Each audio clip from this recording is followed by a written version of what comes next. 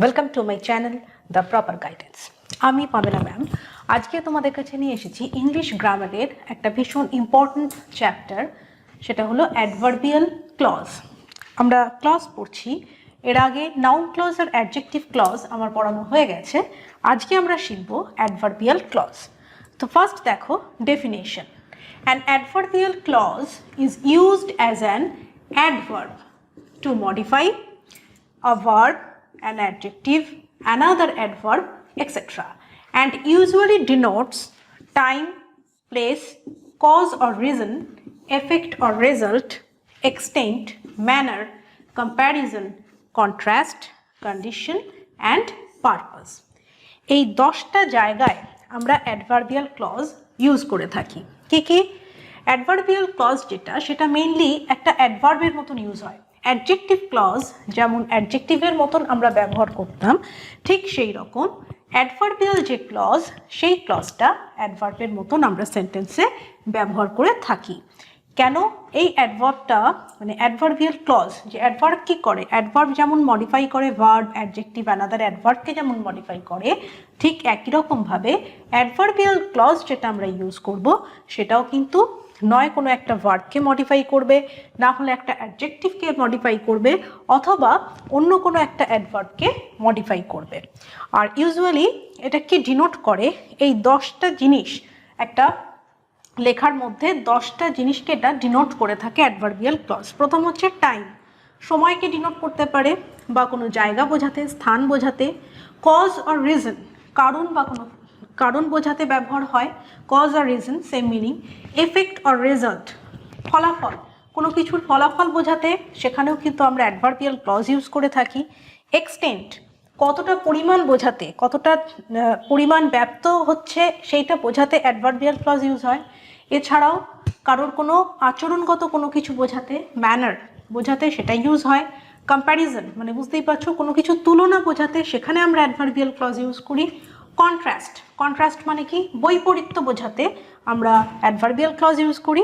এছাড়াও কোনো শর্ত ব্যবহার করতে, কন্ডিশন, সেই কন্ডিশন শর্ত বোঝাতে আমরা ব্যবহার করি কি অ্যাডভার্বিয়াল ক্লজ। এছাড়া আর একটা হচ্ছে কি পারপাস, অর্থাৎ উদ্দেশ্য, কী উদ্দেশ্য বোঝাচ্ছে সেইটা বোঝাতে আমরা অ্যাডভার্বিয়াল ক্লজ ব্যবহার করে থাকি। তো এইটা হলো একেবারে basic definition of adverbial clause. এরপরে আমরা আসব একটা চার্টে। চার্টটা ভীষণ ইম্পর্টেন্ট, এটা লিখে নাও, তারপরে আমি চার্টটা দিয়ে দিচ্ছি। দেখো এখানে যে চার্টটা রয়েছে, এই চার্টে আমরা কি লিখছি, একটা লিখছি function of an adverbial clause, linking words আর এক্সাম্পলস।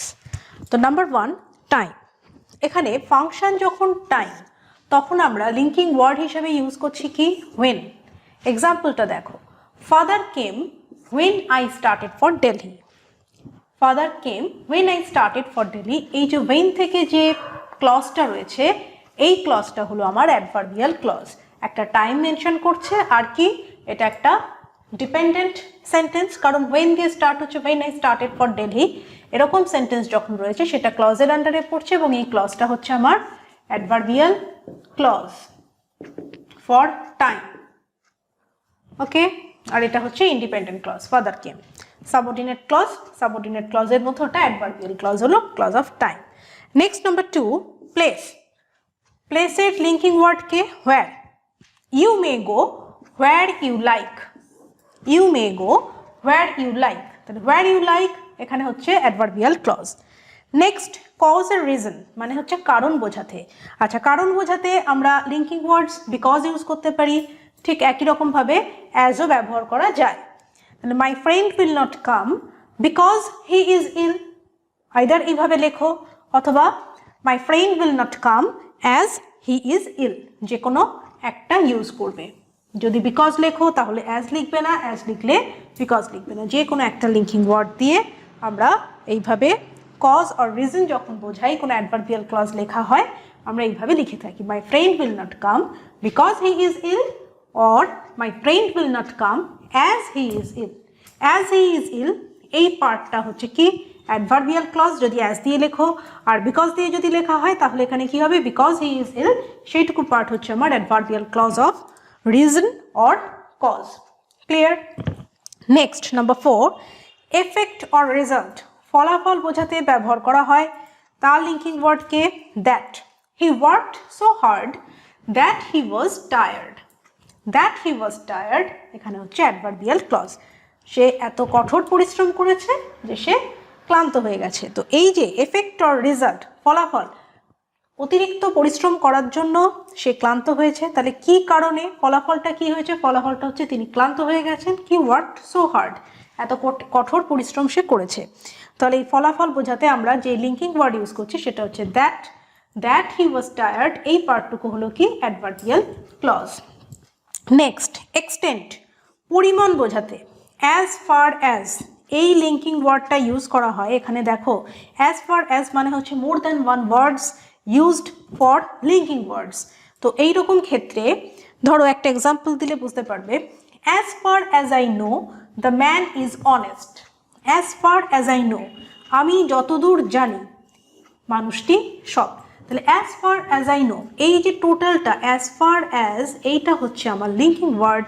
আর এই যে পুরো সেন্টেন্স, যেটা সেন্টেন্স বলবো না, পার্ট অফ সেন্টেন্স বলবো, কারণ এটা একটা ক্লজ, এটা কমপ্লিট মিনিং এর হচ্ছে না, যার জন্যই এটা একটা dependent clause or subordinate clause.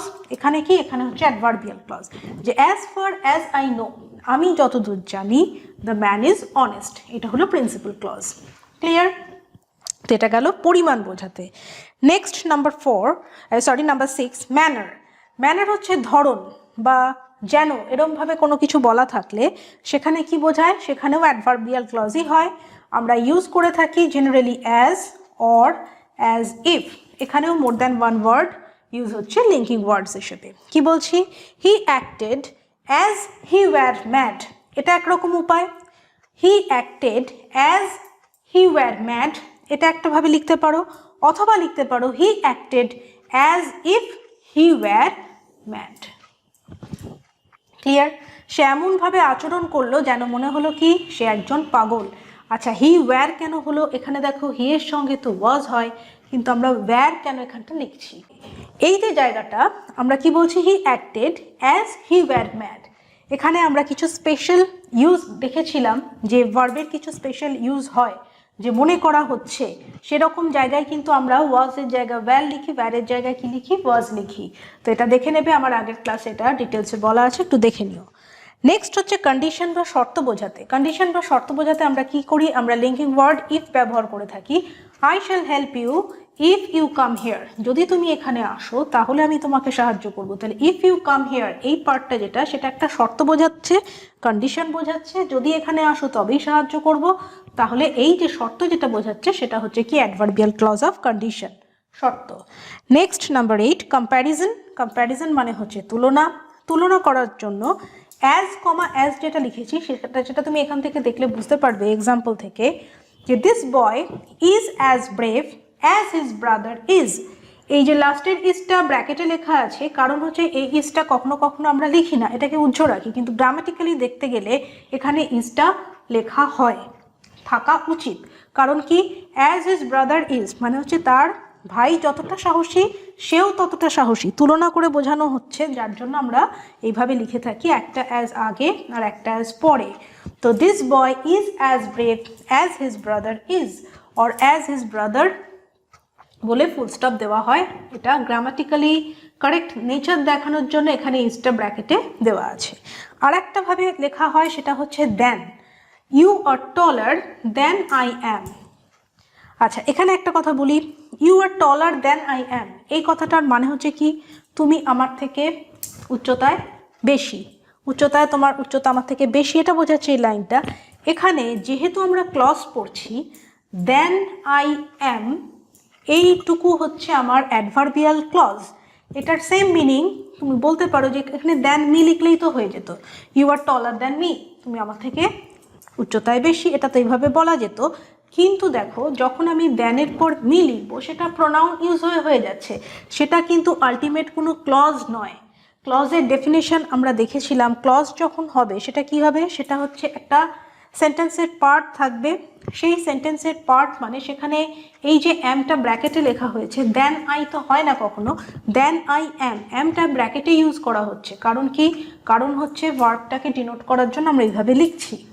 তো এগুলো হচ্ছে গ্রামাটিক্যালি কিছু মিস্টেকস আমরা করে থাকি, তার জন্য আমি ব্র্যাকেটে এগুলোকে দেখিয়ে দিয়েছি। কিছু কিছু জায়গায় এটাকে লেখা হয় না, তার মানে কিন্তু সেন্টেন্সটাকে কেটে দেওয়া হয় না, কিন্তু যখন তুমি গ্রামার পড়ছো তখন এটাকে এখানে লিখে দেবে। কারণ হচ্ছে আমরা এটা ক্লজ পড়ছি, এখানে যদি দ্যান মি লিখতাম তাহলে সেটা কি হয়ে যেত, মিটা জাস্ট একটা প্রোনাউন হয়ে সেখানে শেষ হয়ে যেত, সেটা কিন্তু কোনো ক্লজের আন্ডারে আসতো না, মিনিংটা একই থাকতো। একই জিনিস অনেকভাবে লেখা যায়। এখানে যেহেতু ক্লজ পড়ছি এবং অ্যাডভার্বিয়াল ক্লজ পড়ছি, এটা কম্প্যারিজন বোঝাতে আমরা দ্যান আই অ্যাম এইভাবে লিখে এটাকে শিখলাম। ক্লিয়ার? আচ্ছা, নেক্সট আরও দুটো পয়েন্ট আছে, এখানে জায়গা কম, এটা লিখে নাও, আমি মুছে নিয়ে দুটো বলে দিচ্ছি। দেখো, নাম্বার 9 কন্ট্রাস্ট, বৈপরীত্য বোঝাতে ব্যবহার হয়, সেক্ষেত্রে লিঙ্কিং ওয়ার্ডস হচ্ছে though or although. Though or although he is poor, he is honest. Either তুমি দো লেখো অথবা অলদো, যে কোনো একটা লিঙ্কিং ওয়ার্ড ইউজ করে আমরা অ্যাডভার্বিয়াল ক্লজটাকে লিখে থাকি, যে দো or although he is poor, he is honest. তো এইটুকু পার্ট যেটা হবে যে কোনো একটা ইউজ করে, সেটা হচ্ছে কি অ্যাডভার্বিয়াল ক্লজ। ওকে, নেক্সট হচ্ছে পারপাস বা উদ্দেশ্য বোঝাতে, এখানে লিঙ্কিং ওয়ার্ড ইউজ হয় that. We read, that we learn. That we learn এই পোর্শনটা হচ্ছে অ্যাডভার্বিয়াল ক্লজ, মানে কি উই রিড আমরা পড়ি, কারণটা কি এখানে উদ্দেশ্য কি, পড়বার উদ্দেশ্য হচ্ছে জানবার জন্য পড়ি, আমরা জানবার জন্য পড়ি। We read that we learn, আমরা যাতে জানতে পারি তাই আমরা পড়ি। ওকে, তো এই হলো function of adverbial clauses along with linking words and some examples. ওকে, এই চার্টটা ভীষণ ভালোভাবে দেখবে। এরপরে আমি আরও কিছু এক্সাম্পল নিয়ে আসছি, আর তার সাথে নিয়ে আসছি কি অ্যাডভার্বিয়াল ক্লজের আরও কিছু নোটস। দেখো, লিঙ্কার্স অফ অ্যাডভার্বিয়াল ক্লজ, এর আগে আমরা অনেকগুলো এক্সাম্পলে দেখলাম কিছু লিঙ্কার, আর এখানে আমি একটা চার্ট দিয়ে দিলাম, যে চার্টে মোটামুটি যে ধরনের লিঙ্কার্স আমরা ব্যবহার করে থাকি মোরাললেস প্রত্যেকটা লিঙ্কারই এখানে দেওয়া আছে।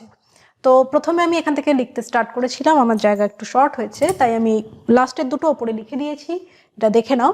তো স্টার্ট করছি নাম্বার 1 থেকে, অ্যাডভার্বিয়াল ক্লজ অফ টাইম।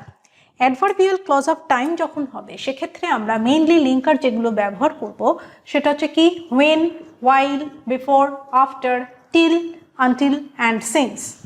এই লিঙ্কার্সগুলো মেইনলি অ্যাডভার্বিয়াল ক্লজ অফ টাইমে ইউজ করা হয়ে থাকে। Next adverbial clause of place. Place বোঝাতে আমরা যে লিঙ্কার ইউজ করি সেটা হচ্ছে where, whence, wherever। Okay, next number 3 adverbial clause of cause.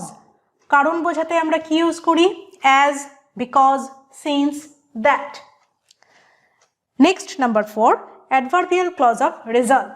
ফলাফল বোঝাতে আমরা মেইনলি ব্যবহার করে থাকি দ্যাট, তারপর হচ্ছে দেখো সো দ্যাট, এরকম কোনো কনসেপ্ট থাকে সো দ্যাট, সেটা ইউজ করা হয়। ঠিক একই রকমভাবে আমরা ইউজ করে থাকি অনেক সময় সাচ দ্যাট। ডটেড মানে হচ্ছে হয়তো তোমার সেন্টেন্সের মিনিং অনুযায়ী মাঝখানে অন্য কোনো ওয়ার্ড বা কিছু ওয়ার্ড থাকে, তারপরে আবার দ্যাটটা দিয়ে কিছু লেখা হয়। এই ধরনের অ্যাপ্রোচটা আমরা মেইনলি অ্যাডভার্বিয়াল ক্লজ অফ রেজাল্টের ক্ষেত্রে করে থাকি। Next number 5 adverbial clause of comparison.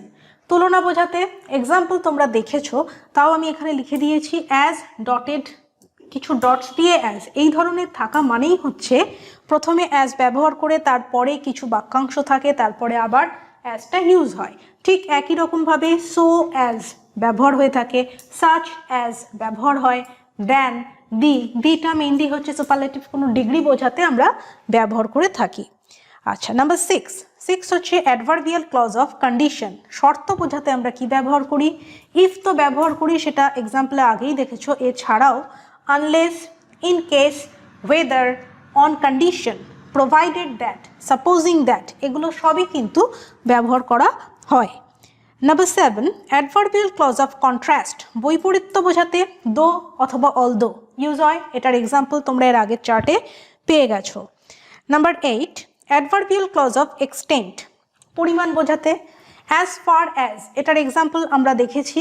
এছাড়াও ব্যবহার হয়ে থাকে so far as, so dot dot dot as, মানে হচ্ছে এইরকম ব্যবহার। সো বলে হয়তো কিছু আছে, তারপরে আবার অ্যাজ দিয়ে কিছু সেন্টেন্সেরটা কমপ্লিট করছে। Number 9 adverbial clause of manner. Manner বোঝাতে অ্যাজ, অ্যাজ ইফ, এই দুটো ব্যবহার হয়ে থাকে। নেক্সট হচ্ছে number 10 adverbial clause of purpose. Purpose বোঝাতে দ্যাট আমরা এক্সাম্পলে পেয়েছি, এর আগের এক্সাম্পলে আমরা দেখেছি দ্যাট। এরপর হচ্ছে in order that, in order that, so that, list, এগুলো ব্যবহার করে থাকে ক্লজ অফ পারপাসে। আরেক রকমের হয়, এটা আমরা চার্টে পাইনি, এটা নোটসের মধ্যেও লিখতে পারো, adverbial clause of concession. Adverbial clause of concession যেখানে হয় সেখানে আমরা লিঙ্কার্স ব্যবহার করে থাকি কি কি, আমরা ইউজ করি whoever, whatever, whichever, however, whether, even if. এই লিঙ্কার্সগুলো ব্যবহার করা হয় মেইনলি অ্যাডভার্বিয়াল ক্লজ অফ কনসেশনে। ক্লিয়ার? তো এই গেল আমাদের complete chart of linkers of adverbial clause. This linkers are used in adverbial clauses. এই চার্টটা তোমরা খুব ভালোভাবে দেখে নাও। এরপরে আমি আরও কিছু ইম্পর্ট্যান্ট নোটস নিয়ে আসছি যেটা অ্যাডভার্বিয়াল ক্লজের জন্য ভীষণই ইম্পর্ট্যান্ট। ওকে, এটা লিখে নাও। দেখো এখানে নোটসের মধ্যে আমি যেটা লেখাচ্ছি সেটা হচ্ছে অ্যাডভার্বিয়াল ক্লজের কিছু কন্ডিশনাল ক্লজ সম্পর্কে কিছু জিনিস এই নোটসে আমরা পড়ব। First of all, future tense is not used in the conditional clause. Conditional ক্লজে ফিউচার টেন্স ব্যবহার করা হয় না। It may be used in the main clause if it is required. যদি দরকার পড়ে ফিউচার টেন্স ব্যবহার করার, সেটা আমরা কোথায় ব্যবহার করব? মেইন ক্লজের মধ্যে ব্যবহার করব। আচ্ছা, কন্ডিশন, এই যে কন্ডিশনাল ক্লজ, অ্যাডভার্বিয়াল ক্লজের মধ্যে আমরা ইফ দিয়ে অনেকগুলো জিনিস পেয়েছি, যেটা অ্যাডভার্বিয়াল ক্লজ অফ কন্ডিশন, সেটাকেই কন্ডিশনাল ক্লজ হিসেবে আমরা ডিনোট করে থাকি। তো এই যে কন্ডিশনাল ক্লজ, এই কন্ডিশনাল ক্লজ 3 রকমের হয়। যেটা নাম্বার 1, সেটা হচ্ছে ওপেন কন্ডিশন। ওপেন কন্ডিশন মানে হলো মুক্ত শর্ত, অর্থাৎ যা হলেও হতে পারে, এই ধরনের কিছু বোঝালে সেটা ওপেন কন্ডিশনের আন্ডারে পড়ে। তার কিছু এক্সাম্পল আমি নিচে দিয়েছি এখানে। এই এক্সাম্পলগুলো সবকটাই হচ্ছে ওপেন কন্ডিশনের ওপর তৈরি করা। আর এর মধ্যে যেটা থাকবে সেটা হচ্ছে ইফ ক্লজ। ইফ ক্লজটা সবসময় সিম্পল প্রেজেন্ট দিয়ে আমরা লিখে থাকি। আর মেইন ক্লজ যেটা থাকবে সেখানে আমরা কি করব? সেখানে আমরা ফিউচার টেন্সটাকে ইউজ করবো। এই যে প্রথমেই বলেছি future tense is not used in the conditional clause. Conditional ক্লজে কিন্তু আমরা ফিউচার টেন্স ব্যবহার করব না। যদি আমার দরকার পড়ে কোনো ফিউচার টেন্স ইউজ করার জন্য, সেটা আমরা কোথায় ইউজ করব? মেইন ক্লজের আন্ডারে। ওকে, তো দেখো মেইন ক্লজের আন্ডারে আমরা ফিউচার টেন্স কিভাবে ব্যবহার করতে পারি? আইদার উইল, শ্যাল, ক্যান, মে, এইগুলো ব্যবহার করব। অবলিক দেওয়া মানে হচ্ছে যেখানে যেরকম বসবে, সবার সঙ্গে তো একই জিনিস বসে না, সেটা আমাদের আগের ক্লাসে অনেক ভালোভাবে পড়া আছে, সেটা দেখে নেবে। আচ্ছা, এগুলোর যে কোনো একটা বসবে আর তার সঙ্গে বসবে ভার্ব। দেখো এক্সাম্পল নাম্বার এ, প্রথম যে এক্সাম্পল সেটা কি বলছে? If it rains I will stay at home. তো এটা কিন্তু গোটা এক্সাম্পল, এটা মাঝখান থেকে ডিভাইড করা মানে ভেবো না আলাদা আলাদা এক্সাম্পল। এটা হচ্ছে আমার টোটাল লাইন। ওকে, প্রতিটার ক্ষেত্রেই কিন্তু একই রকমভাবে মাঝখান দিয়ে আমি এটা ডিভিশনটা করেছি কিসের জন্য? যাতে দুটো ক্লজ তোমরা আলাদাভাবে বুঝতে পারো, তোমরা বুঝতে পারো যে কোনটা ইফ ক্লজ কতটুকু, মেইন ক্লজ কতটুকু। কিন্তু এক্সাম্পল হচ্ছে পুরো এন্টায়ার সেন্টেন্সটা কিন্তু আমার এইটা, কারণ দেখো এদিকে কিন্তু কোনো ফুল স্টপ তো নেই, কমা দেওয়া পর্যন্ত যেটা রয়েছে সেগুলো হচ্ছে প্রত্যেকটা ইফ ক্লজ। এবং ইফ ক্লজ যখন যেখানে শেষ হয় সেখানে একটা আমরা কমা ইউজ করি, কমার পরে বাকি যে মেইন ক্লজটা লেখা হয়। তো এইটুকু পোর্শন যেটা আমরা দেখতে পাচ্ছি সেটা দেখো, if it rains. If it rains এটা একটা কন্ডিশন বোঝাচ্ছে। ইফ ইট রেইনস, যদি বৃষ্টি হয়, I will stay at home, আমি বাড়িতেই থাকবো, বাড়িতে থাকবো। তাহলে এই জিনিসটা আই উইল, দেখো এখানে অ্যাপোস্ট্রফি দিয়ে লেখা আছে, মানে এটা আইদার আই শ্যাল হতে পারে বা আই উইল হতে পারে। আচ্ছা, আমরা এটাও শিখেছিলাম যে যদি কোনো কিছু ভীষণ জোর করে বলা হয়, জোর দিয়ে বলা হয়, সেক্ষেত্রে আয়ের সঙ্গে কি হয়? উইল। আর যদি সিম্পলি বলা হয় সেক্ষেত্রে আয়ের সঙ্গে স্যাল হবে। আর প্রত্যেকটার ক্ষেত্রেই উল্টোটা, ইভের সঙ্গে উইল এখানে বসেছে, যদি সেটাকে উল্টোটা হয় সেক্ষেত্রে ইভের সঙ্গে স্যাল হবে। তো এগুলো ডিফারেন্ট ডিফারেন্ট জিনিস আমরা আগে পড়ে এসেছি, সেটা নিয়ে আমি অত কথা বলছি না। যারা নতুন দেখছো তারা একটু আগের ক্লাসগুলো দেখে নিও। আজকে আমাদের বিষয় হচ্ছে যে অ্যাডভার্বিয়াল ক্লজ আমরা কিভাবে লিখব, কোন টেন্সটা কোথায় ইউজ হবে। তাহলে এটা শিখলাম।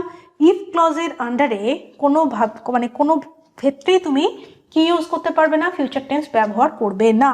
কি ইউজ হবে? Simple present. নেক্সট এক্সাম্পলে এসো, দেখো if you study hard you will get distinction. যদি তুমি খুব ভালোভাবে পড়াশোনা করো তাহলে তুমি একটা ডিস্টিংশন পাবে। ডিস্টিংশন মানে হচ্ছে ভীষণ ভালোভাবে পাস করে যাওয়া, এটাকে ফার্স্ট ক্লাস হতে পারে বা বিভিন্ন এক একটা ইউনিভার্সিটিতে এক এক রকম ডিগ্রি দেওয়া হয়ে থাকে। তো কনসেপ্ট হচ্ছে এটা, if you study hard, condition কোনো কিছু ভালো তুমি রেজাল্ট করতে গেলে তোমাকে হার্ডভাবে জিনিসটাকে পড়তে হবে, স্টাডি হার্ড, তোমাকে পরিশ্রম করে পড়তে হবে। তো এই কন্ডিশন এখানে শেষ হলো, এখানে কমা, তারপরে পরে হচ্ছে you will get distinction. Clear? Okay, next, if you find my money I shall give you an ice cream. যদি তুমি টাকাটা আমার খুঁজে পাও তোমাকে আমি একটা আইসক্রিম দেবো। তাহলে এতটুকু, if you find my money, এটা হলো কি ইফ ক্লজ, আর I shall give you an ice cream এটা হচ্ছে কি হলো মেইন ক্লজ। ক্লিয়ার? নেক্সট দেখো, if he runs all the time he can get there in time. যদি সে এক নাগাড়ে দৌড়তেই থাকে পুরো সময় ধরে, he can get there in time, তাহলে সে সেখানে সময় পৌঁছে যাবে। তাহলে এইটুকু হলো আমার ইফ ক্লজ, আর বাকিটা হলো main clause. Next and last one for this open condition, if her uncle arrives she may not come with you. যদি তার আঙ্কেল এসে পৌঁছন তাহলে সে হয়তো তোমার সঙ্গে যাবে না। কাউকে বলছে। তাহলে দেখো এখানে প্রত্যেকটা জিনিসের যে কটা আমি এখানে দিয়েছিলাম, উইল, শ্যাল, ক্যান, মে, প্রত্যেকটার কিন্তু আমরা এখানে ব্যবহার দেখলাম। এখানে ক্যান, এখানে মে, এখানে উইল, এখানে শ্যাল, অ্যান্ড এখানে আই, এর সঙ্গে either shall or will. Clear? তো এই হলো ওপেন কন্ডিশন, অর্থাৎ মুক্ত শর্ত, যা হলেও হতে পারে, হবেই এমনটা বলছে না, কিন্তু হলেও হতে পারে। বৃষ্টি হলে আমি বাড়িতে থাকতেও পারি, থাকবো যখন বলছি তার মানে যদি বৃষ্টি হয় তবেই থাকবো, বৃষ্টি না হলে কিন্তু থাকছি না। তো এই ধরনের যে কনসেপ্ট যেখানে ইউজ হয় সেখানে আমরা শিখলাম যে ওপেন কন্ডিশন, কন্ডিশনালের তিনটে টাইপ, তার মধ্যে ফার্স্ট ওয়ান হচ্ছে ওপেন কন্ডিশন, মুক্ত শর্ত। আর তার ইউজেজটা কি হলো, ইফ ক্লজ বসবে, ইফ ক্লজ কাকে ক্যারি করবে, সিম্পল প্রেজেন্ট টেন্স অলওয়েজ, আর মেইন ক্লজের ভেতরে ফিউচার টেন্সটা আমরা ইউজ করব যদি দরকার পড়ে। ক্লিয়ার? এটুকু লিখে নাও চারটা। নেক্সট আমরা আরও দু ধরনের যে কন্ডিশন আছে সেটাই আসবো, এটা লিখে নাও। দেখো, নাম্বার 2, আনফুলফিলড কন্ডিশন। আনফুলফিলড কন্ডিশন যেটা, সেটা হচ্ছে যা হতে পারে কিন্তু হয়নি, এমন কোনো ঘটনা বোঝাতে আমরা ইউজ করে থাকি আনফুলফিলড কন্ডিশন। এই ক্লজটা যখন আমরা ইউজ করব সেখানে ইফ ক্লজ যেটা থাকবে তার মধ্যে বসবে হচ্ছে পাস্ট পারফেক্ট টেন্স, আর মেন ক্লজ যেটা থাকবে সেই মেন ক্লজে আমরা কি বসাবো, either would, or should, or could, or might, এই চারটের যে কোনো একটা বসবে according to the person. Okay, আর তার সঙ্গে বসবে হচ্ছে পারফেক্ট টেন্স। বোঝা গেল? কি বললাম আরেকবার, ইফ ক্লজ আর মেন ক্লজ, ইফ ক্লজের মধ্যে যে পার্টটা তার ভেতর বসবে হচ্ছে পাস্ট পারফেক্ট, আর এইদিকে মেন ক্লজ যেটা আছে সেই মেন ক্লজে অ্যাকর্ডিং টু দ্য সাবজেক্ট যেটা রয়েছে, অ্যাকর্ডিং টু দ্য সাবজেক্ট তোমাকে চুজ করতে হবে either would, or should, or could, or might. এই চারটের মধ্যে যে কোনো একটা বসবে, তার সঙ্গে বসবে হচ্ছে পারফেক্ট টেন্সের ফর্মটা। ক্লিয়ার? তো চলে এসো এক্সাম্পলে। First example, if you had tried again you would have succeeded.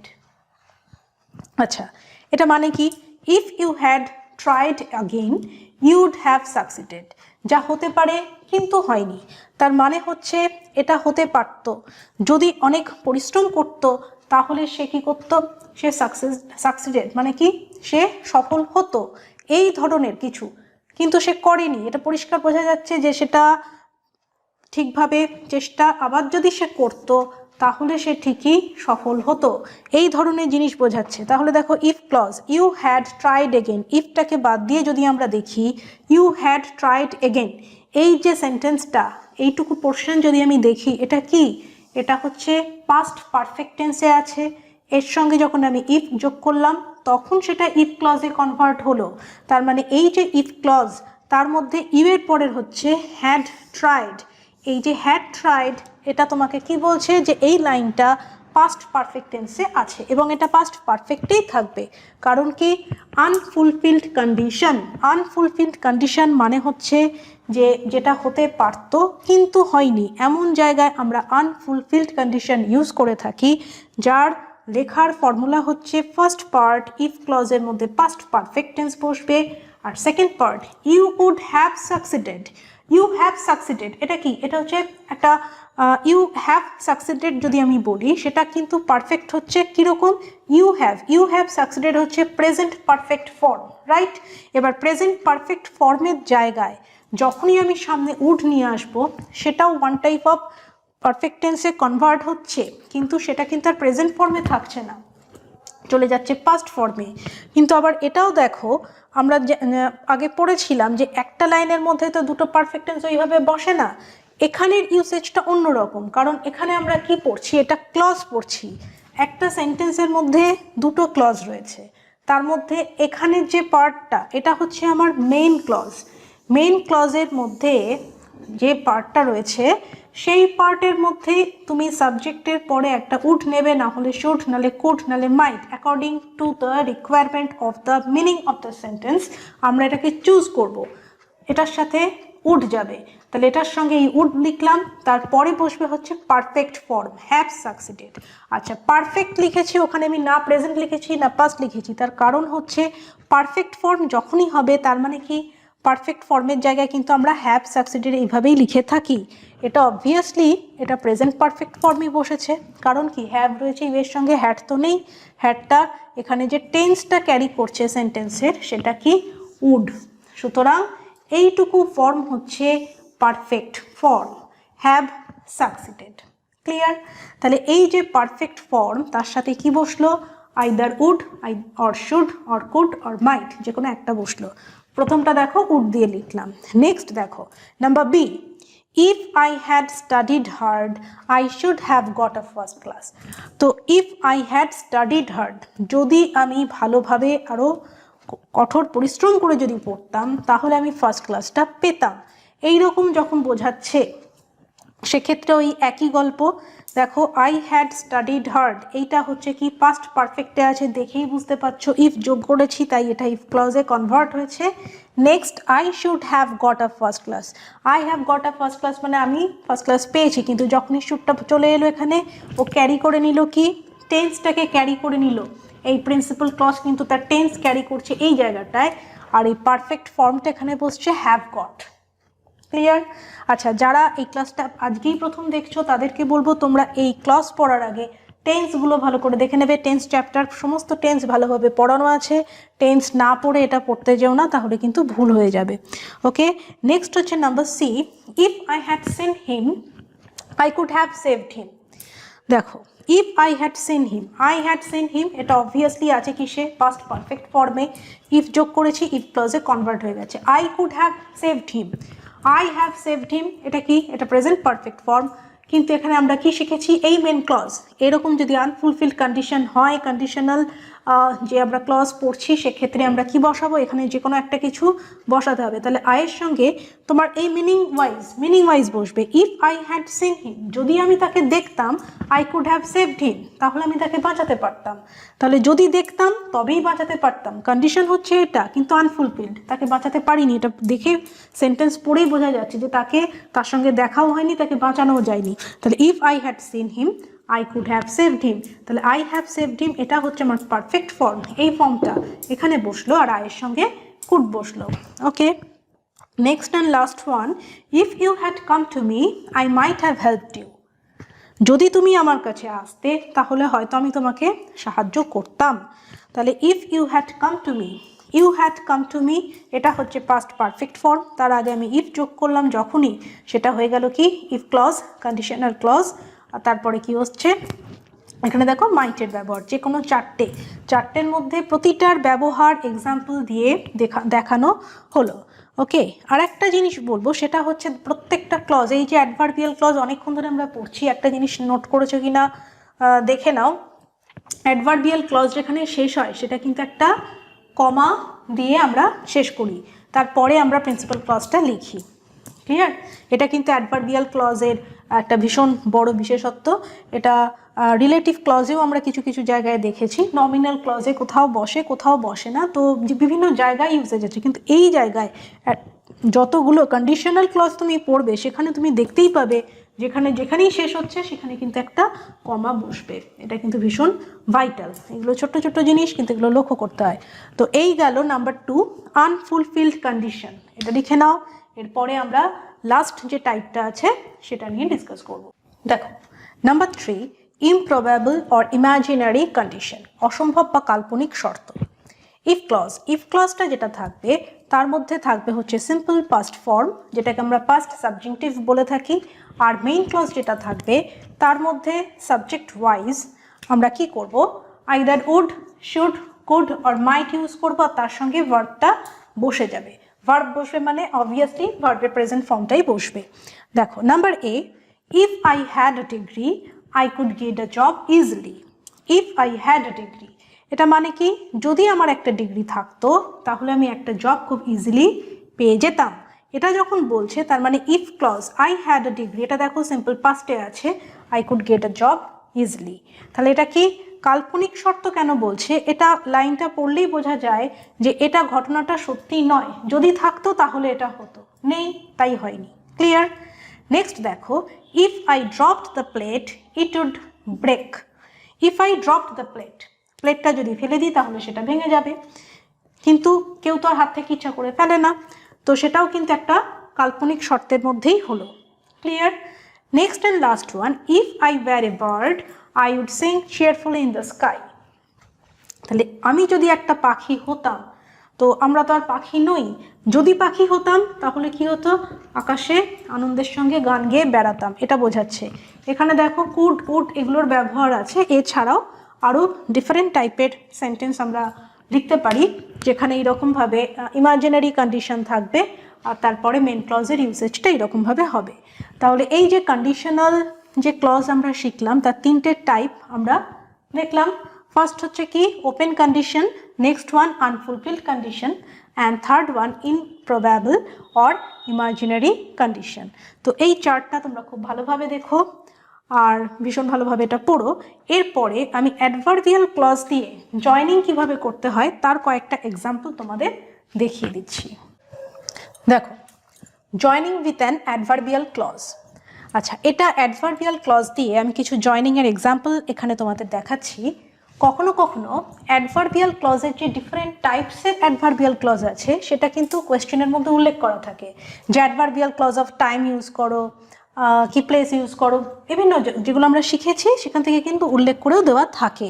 এখানে কিছু রকম কোনো রকম সেরকম কোনো কথা বলা নেই, কোনো কিছু উল্লেখ এখানে আমি করে দিইনি, just joining with an adverbial clause. More than one sentences এখানে রয়েছে, মাল্টিপল সেন্টেন্সকে কি করে অ্যাডভার্বিয়াল ক্লজ দিয়ে জয়েন করা হয় তারই এক্সাম্পল এগুলো। দেখো, number 1, he came to my house I was not at home. He came to my house when I was not at home, এটা হচ্ছে অ্যাডভার্বিয়াল ক্লজ, তাই তো? এটা when দিয়ে যোগ করলাম, এটা কি হলো adverbial clause of time. Next, he jumped out of bed the bell rang then. He jumped out of bed when the bell rang, এটাও আমার কাছে হলো কি adverbial clause of time. Next, I may grant your prayer you shall have to ask for it, দুটো sentence এখানে রয়েছে। I may grant your prayer you shall have to ask for it. I may grant your prayer if you ask for it. এখানে কি if clause কাজে লেগেছে, তাই তো? এটা একটা কন্ডিশন বোঝাচ্ছে। তো কন্ডিশনাল যে আমরা অনেকগুলো কন্ডিশনাল এক্সাম্পল করেছি সেটাও এক ধরনের। Number 4, he is rich I was in difficulty he did not help me. 3টে সেন্টেন্স এখানে আছে, 3টে সেন্টেন্সকেই জয়েন করে তোমাকে একটা সিঙ্গল সেন্টেন্স বানাতে হবে, সিম্পল নয়, সিঙ্গল। একটা সিঙ্গল সেন্টেন্সে তোমাকে কনভার্ট করতে হবে with the help of adverbial clause. দেখো আমি কি লিখছি, though he is rich comma he did not help me when I was in difficulty. তাহলে দেখো এখানে দুখানা অ্যাডভার্বিয়াল ক্লজ কিন্তু ব্যবহার করা হয়েছে, আমরা ইউজ করেছি দুটো, কারণ কি 3খানা তো রয়েছে, একটা মেন ক্লজ থাকবে আর বাকি দুটো কি হয়ে যাবে অ্যাডভার্বিয়াল ক্লজ। একটা হয়ে গেল though he is rich comma he did not help me, এটা হলো প্রিন্সিপাল ক্লজ, প্রিন্সিপাল ক্লজ। আর when I was in difficulty এটা হলো আর একটা অ্যাডভার্বিয়াল ক্লজ। তাহলে আমরা দো দিয়েও করেছি, হোয়েন দিয়েও করেছি, আমরা দেখেছি কিভাবে লিখতে হয়, দেখে নেবে এটা কোন ভাগের মধ্যে পড়ছে, কোন টাইপ, একটা টাইম আর একটা দো। দো অল দো দিয়ে আমরা যেটা করেছি সেটা কি সেটা দেখে নেবে। আচ্ছা, তারপরে দেখো number 5, it is simple a child can understand it. It is so simple so that it is so simple that a child can understand ইট। এই যে সিম্পলটা লেখা রয়েছে, আমরা যখন লিঙ্কার্স পড়েছিলাম, লিঙ্কার্সের চার্টে দেখবে সো তারপরে কি ডট ডট দিয়ে দ্যাট, এই ডট ডটের জায়গায় এই ওয়ার্ডটা কিন্তু বসেছে। এই রকমভাবেই আমরা ইউজ করে থাকি, লিঙ্ক করে পড়বে, পুরোটা দেখতে থাকবে, একটা এক্সাম্পল ভালো করে বুঝলেই কিন্তু পুরোটা পড়া হয়ে যায়। It is so simple that a child can understand it, এটাকে আমরা এইভাবে জয়েন করলাম। Next and last one for today, he may come home, he may come full stop, please request him to wait for me. এটাকে কিভাবে লিখছি, if he comes comma please request him to wait for me. তাহলে if he comes এটাও হয়ে গেল কি conditional adverbial clause, যে if clause, if he comes যদি সে আসে, please request him to wait for me. তাহলে এই গেল আজকে অ্যাডভার্বিয়াল ক্লজের কমপ্লিট ক্লাস, কমপ্লিট ডিসকাশন। তোমরা ভীষণ ভালোভাবে অ্যাডভার্বিয়াল ক্লজের ডেফিনেশন থেকে একদম লাস্ট এক্সাম্পল পর্যন্ত খুব ভালোভাবে দেখো। যদি কোথাও বুঝতে কোনো অসুবিধা থাকে আমাকে একটু কমেন্ট করে জানিও, আর ক্লাস কেমন লাগলো সেটাও আমাকে জানিও। আর একটা কথা রোজই আমি বলি, আজকেও বলছি, কোনো পার্টিকুলার ইংলিশ গ্রামার বুকের নাম আমি কখনো বলি না। যে বইটা বাড়িতে ফলো করো, স্ট্যান্ডার্ড একটা ইংলিশ গ্রামার বুক, সেখান থেকে তোমরা এই চ্যাপ্টারটা আর একবার দেখে নেবে। এখান থেকে পুরো ক্লাসটা দেখো, দেখে দেখবে ওখানে প্রচুর এক্সাম্পল দেওয়া আছে। সব এক্সাম্পল তো বোর্ডে লিখে পড়ানো সম্ভব নয়, বইতে যত এক্সাম্পল আছে এক্সাম্পলগুলো ভালো করে দেখবে টপিক ধরে, আর এক্সারসাইজ থাকে সেই এক্সারসাইজগুলো নিজেরা সলভ করার চেষ্টা করবে। যদি কোথাও কোনো অসুবিধা থাকে আমাকে একটু কমেন্টে জানাবে, আমি সেগুলো তোমাদের ডাউট ক্লিয়ার করে দেবো। ওকে, তো ক্লাস কেমন লাগলো? ক্লাস ভালো লাগলে একটু লাইক করো, একটু বেশি করে শেয়ার করো, আর অবশ্যই না বুঝতে পারলে আমাকে কমেন্টে জানিও। নেক্সট ডে আমরা অন্য কোনো টপিক নিয়ে আলোচনা করব। আজকের জন্য ক্লাস এইটুকুই। Till then take care and thank you for watching.